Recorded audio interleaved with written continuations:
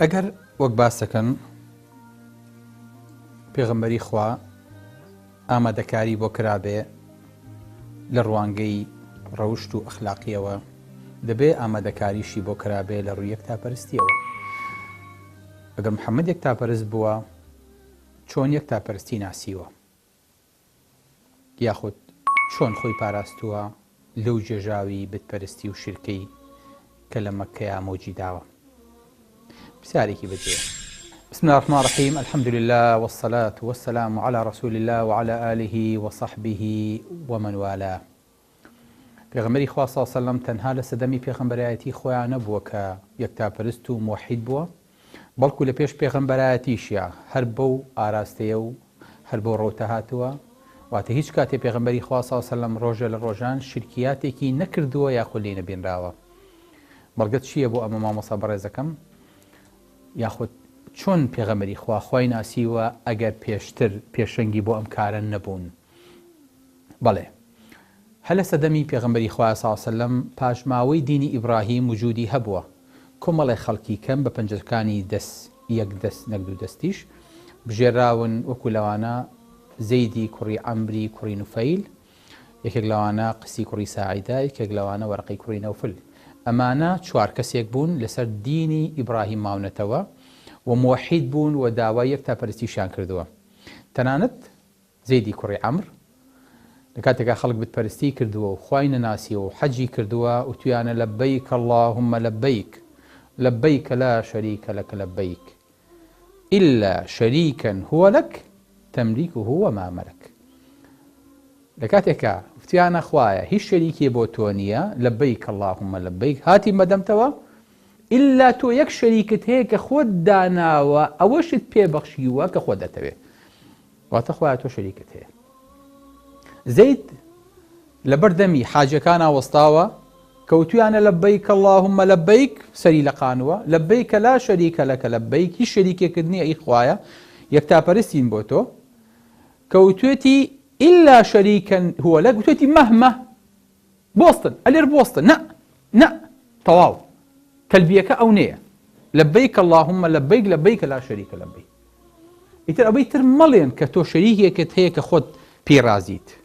هیچ کاتێک خوای گەورە ئەم جۆرە شەریکانی نییە، وەکو چۆن ئیساکەنین لە زۆربەی دینە منحەریفەکانە سوبحان الله ئەم جۆرە شیرکە بۆ خوای گەورە دانراوە.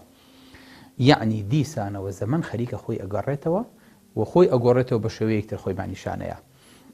بۆیە دینی حەنەفیەتی ئیبراهیم یان دینی حەنیفی ئیبراهیم لە سەردەمی پێغەمبەری خوایە پاشماوەکەی تروسکەکەی پشکۆکەی ماوەتەوە لەسەر دەستی ئەم چەند پیاوەیە. بۆیە پێغەمبەری خوا صلی الله علیه و سلم فەرمێ زەیدی کوڕی عەمری کوڕی نوفەیلم بینی لە بەهشتا. بۆیە فەرمێ زەیدی کوڕی عەمری کوڕی نوفەیل لە قیامەتا وەکو یەک ئومەت حەشر کری بەتەنیا. سوبحان الله. چکە ئەم پیاوە لەسەر شوێنەوار و پاژماوەی دینی ئیبراهیم و لەسەر و تەوحید مابەوە. بۆیە خوای گەورە ئەو گەورەی پێبەخشێ کە یەکێک لە کوڕەکانی ئەبێ بەچی؟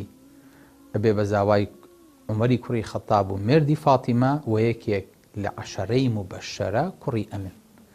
سبحان الله. تا ئەو حەددە بەڵێ کە چۆن باوکی لەسەر تەوحید ماوەتەوە ئاوا شوێنەکەی شوێنەوارەکەی وەچەکەی نەوەکەی لەسەر تەوحید ئەمێنێتەوە و ئەبێ بە یەکێ لە شوێنکەوتەکانی پێغەمبەری خوا صلی الله علیه و سلم.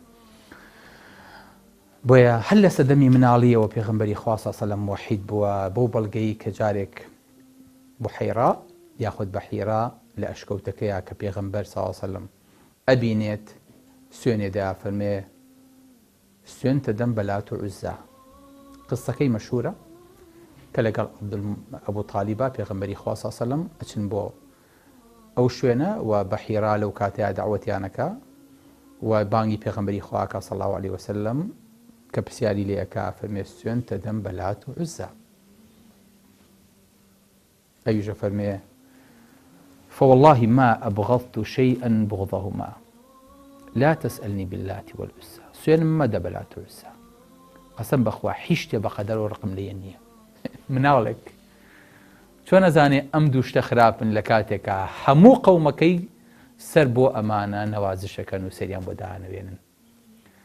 لەبەرەوە بەحیرا زانێ ئەمە لە فەراغەوە نەهاتووە، ئەم پیاوە موحیدە کە هەموو گەورەکان و عەقڵەکانی کە لەگەڵ پێغەمبەری خوایان و بەسەرپەرشتیاری پێغەمبەری خواشەوە سەڵڵەهو عەلەیهی وسەلەم کە ئەبوو تاڵیبە هەر هەمووی ئیعتراف بە خوایەتیان بتانە ئەکا. عەجیبەوە نییە؟ لەبەر پێغەمبەری خوا سەڵڵەهو عەلەیهی وسەلەم پرسیاری نەمەکە ئەویشە فەرمێ فەبیالله إلا قال فبالله إلا أخبرتني سوێن تەدەم بەخوا وەڵام بەرەوە. پێغەمبەری خوا سەڵڵەهو عەلەیهی وسەلەم فەرمێ فەسأل ما بدا لك یان سەلنی عەمما بدا لك پرسیارم لێ بکە لەبارەی ئەوەی کە حەزت لێیت. جا پچی پرسیارێکی اینجا جواب تێمەوە.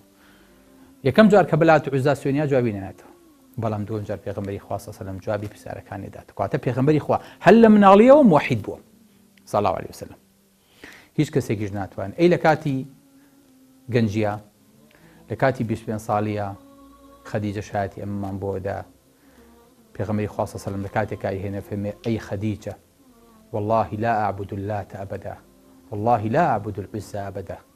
قسم بخوا هیچ کاتێک سەر بۆ ئەمانە دانا نەبێنم، هیچ کاتێ ئەمانە ناپەرستم، نەلات نەعوزا ئیترافیشیان پێ ناکەم.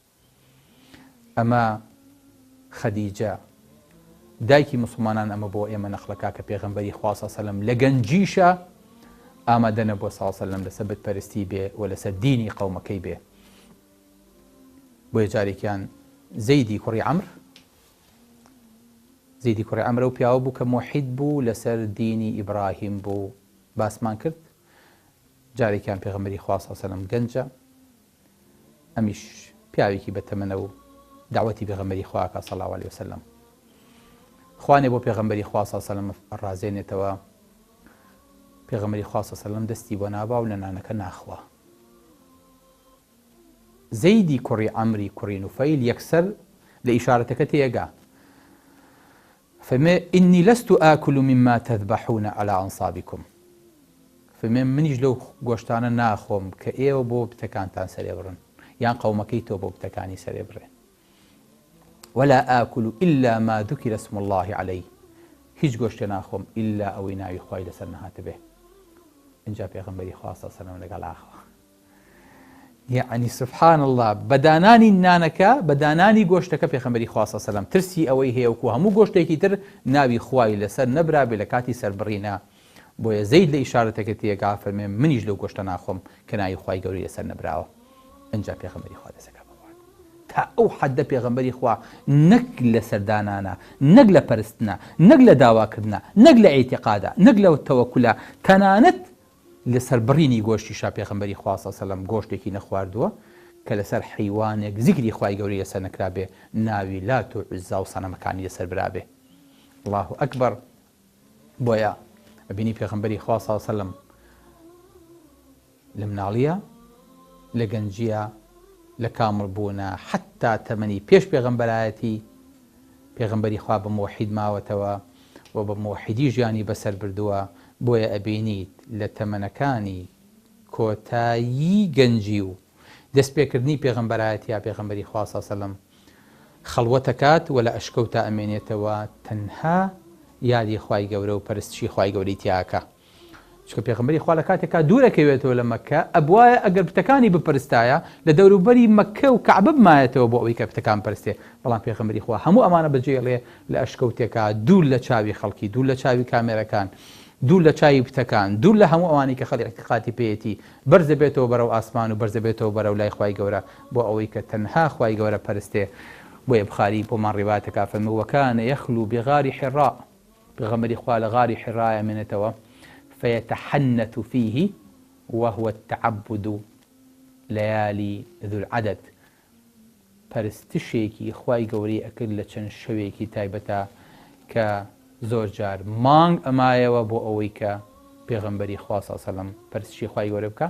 تحنث یعنی تحنف یعنی لەسەر دینی حەنیفی ئیبراهیم بۆ پێغەمبەری خوا صلی الله علیه وسلم هەتا وەکو پەیامی بۆ هات هیچ کاتێ پێغەمبەری خوا صلی الله علیه وسلم لە یەکتا پەرستی لە موحیدی خوای گەورە بە تیلەیەکی چاویش بە هەڵوێستێکیش بە مووقفێکیش کە لەسەری تۆمار بکرێ نەکراوە و نەبووە.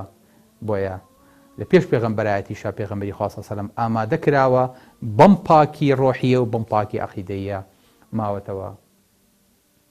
وصلى الله على أو بحر نور علم وعرفانه كدرك غوري ناكا غير علم الله سبحانه.